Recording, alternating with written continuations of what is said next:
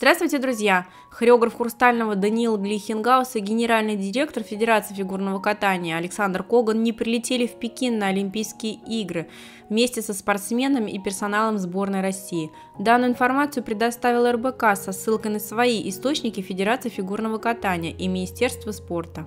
Причиной тому стали ежедневные положительные тесты на ковид.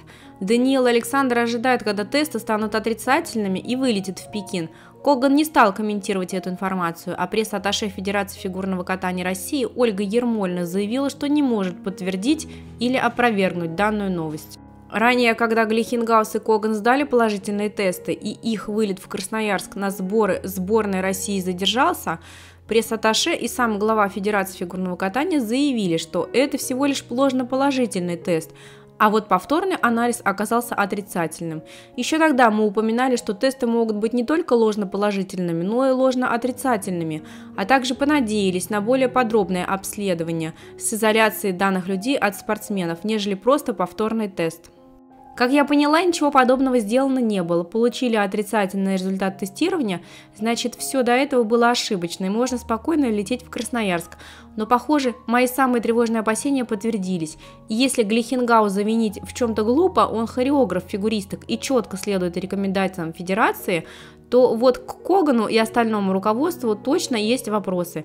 Представители Федерации фигурного катания в последнее время прям-таки кичились своим опытом работы в нынешней сложной ситуации, заявляли о том, что сделается все возможное и невозможное для того, чтобы обезопасить спортсменов сборной России.